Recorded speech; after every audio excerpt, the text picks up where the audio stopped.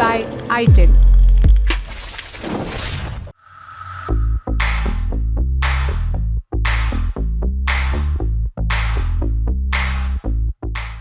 ₹96 लाख बहुत ज्यादा होते हैं। ये सिर्फ मुझको नहीं लगता, पूरे इंटरनेट पे लोगों को लगता है, लगेगा भी, क्योंकि हफ्ते भर पहले एक वीडियो खूब चला। एक चैनल के प्रोग्राम में दिल्ली के जो सीपी में शूट हो रहा था, वहाँ एक लड़का आया जो ये बताया कि उसका नाम हिमांशु मिश्रा है, और उसने बताया कि टीवी में जो गैम्बलिंग ऐप्स के ऐड आते थे उनकी वजह से 22 साल के उस लड़के पे ₹96 लाख का कर्ज हो गया है। इसके बाद अब घर वाले उससे बात नहीं कर रहे हैं। उसका जेईई मेंस क्वालिफाई है और बीटेक की फीस वो जुए में हार गया है, ऐसा उसने दावा किया। वीडियो क्या था, वो वायरल हो गया। फिर लोगों ने तमाम तरह की बात लिखी, जैसे एक ट्वीट आया कि इस भाई ने ऑनलाइन गेम खेल के 96 लाख गंवा दिए, और सिर्फ ये भाई ऑनलाइन गेमिंग में फंसकर, तो लोग गड़बड़ लिखते हैं, फंसकर बर्बाद नहीं हुआ। ऐसे हजारों नौजवान भारत में ऑनलाइन गेमिंग में फंसकर बर्बाद हो रहे हैं। इन जवानों को सोचना चाहिए कि इनके साथ साथ इनके अच्छे खासी फैमिली भी बर्बाद हो रही है। इसी वीडियो को कोट ट्वीट करके लिखा गया कि सभी क्रिकेटरों, फिल्मी सितारों और देश के हर उस इंसान को जिसने ऑनलाइन बेटिंग ऐप्स को सपोर्ट किया है या बढ़ावा दिया है, हर उस इंसान पर बड़ा सा शेम ऑन यू, शर्म। इसके बाद 22 तारीख को शालिनी कपूर तिवारी के यूट्यूब चैनल पर हिमांशु मिश्रा का इंटरव्यू आया।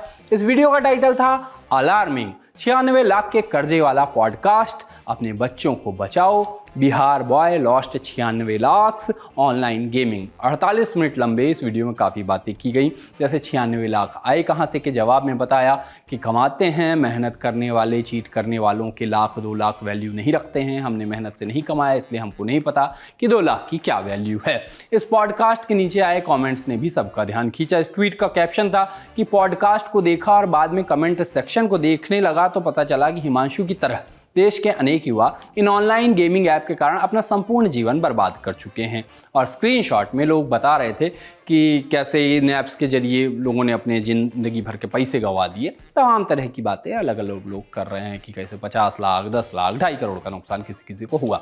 इसके बाद कल से इस मुद्दे ने एक नया मोड़ ले लिया है। हुआ क्या कि प्रशांत उमराव, जिनके ट्विटर बायो के मुताबिक advocate on record eight supreme court of India है वो, और ये अपने विवादित ट्वीट्स के कारण भी कई बार सोशल मीडिया पर चर्चा में रहते हैं, उनकी तरफ से एक ट्वीट आया। हिमांशु मिश्रा की तस्वीर पर लाल रंग से बड़ा सा एक्स लगाकर लिखा कि 96 लाख ऑनलाइन गेम में हारने की कहानी बनाने वाला हिमांशु मिश्रा एक नंबर का टप्पेबाज है।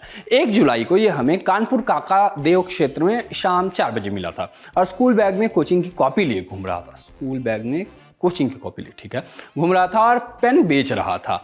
इसने कहा, भैया मैं यहाँ एसएससी की कोचिंग करता हूँ और पार्ट टाइम में सामान बेचता हूँ, 10 रुपए का पेन खरीद दीजिए। सुबह से खाना नहीं खाया। मेरे साथ में 2 लोगों का नाम लिखा कि ये और ये थे। इन्होंने इसको खाने के लिए 100 रुपए दिए और अपना नंबर भी दिया कि फ़ोन करना, कुछ और मदद हो पाएगी तो करेंगे। बाद में पता चला कि ये काकादेव की किसी कोचिंग में एसएससी का एडमिशन भी जानने वाले लोगों ने कराया है। क्या मतलब वो इस लाइन का, पर कुछ ऐसा ये बताना चाहते थे, कोई डिटेल देना चाहते थे। और आगे लिखा कि कानपुर में भी इसने कई लोगों को ठगा है।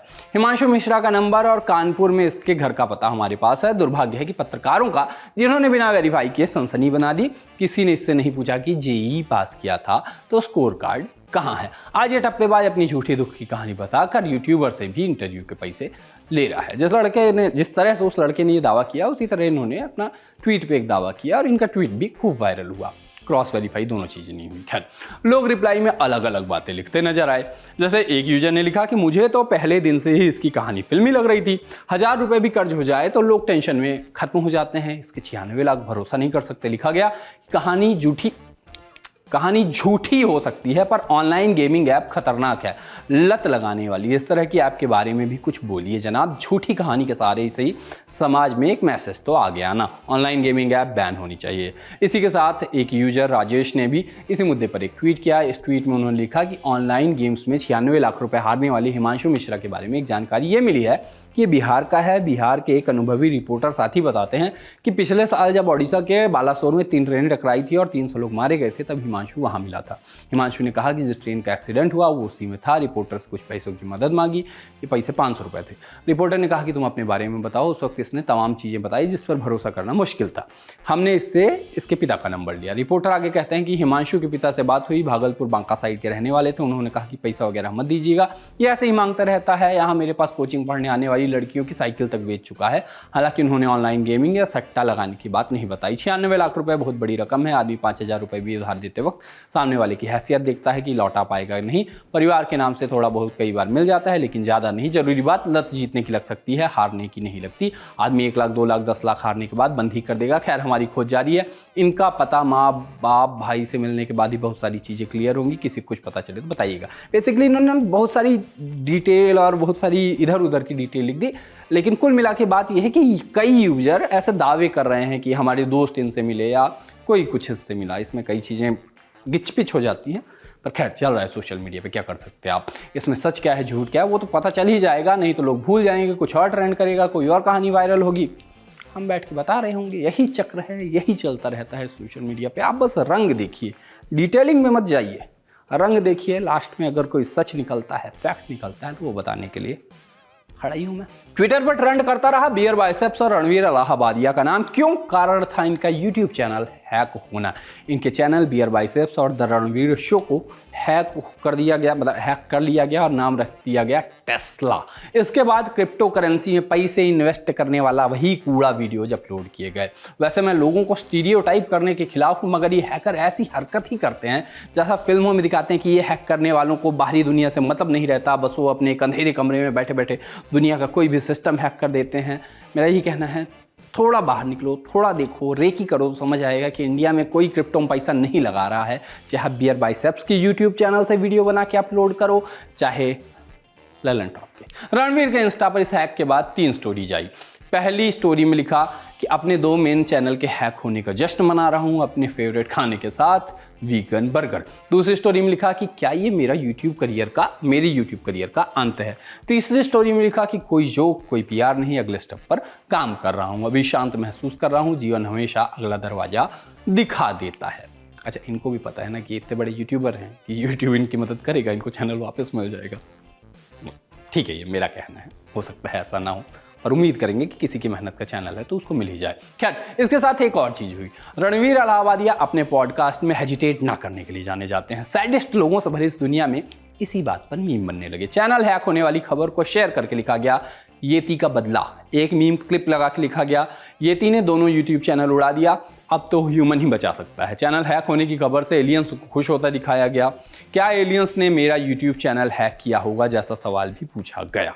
कुछ लोग अपनी बातें बस कह देते हैं, आम होती है, सही लग जाती हैं। जैसे इस यूजर ने लाइट स्किन स्टेयर मीम लगाकर लिखा कि आप लोगों ने नोटिस किया होगा, अब रात को फैन ऑन करने पर थोड़ी ठंडी लगनी चालू हो गई है। सही बात है। शादी कौन सी याद रह जाती है? हमारे यहाँ वो वाली जहाँ अक्सर बाराती पिट जाते हैं, पंडाल में पानी गिर जाता है, डीजे उपद्रव मचा देता है, या कोई रिश्तेदार उपद्रव मचा दे, या फिर कोई अन्य कांड हो जाए। कुछ शादियाँ मजेदार पलों के लिए भी याद रह जाती हैं। इस वीडियो ने हमको बताया। श्री सते लक्ष्मी जपज्ञां बहुरात्रे पार्श्वे नक्षत्राणि she need to go to gym.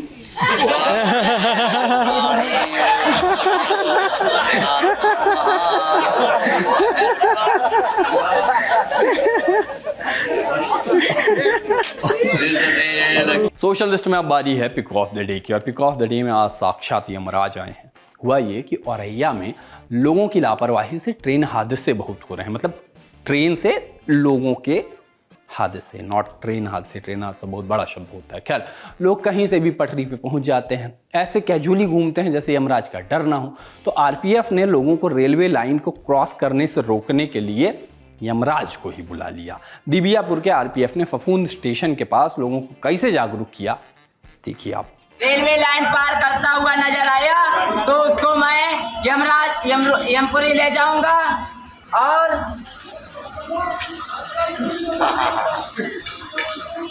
Yamraj हूं मैं। बाकी आज के सोशल लिस्ट में इतना ही। हम चलते हैं। उम्मीद करते हैं कि लोग सोशल मीडिया पे कमेंट लिखा करें, थोड़ा मात्रा पाई देख लिया करें, पढ़ने में फंस जाते हैं इंसान। टाटा।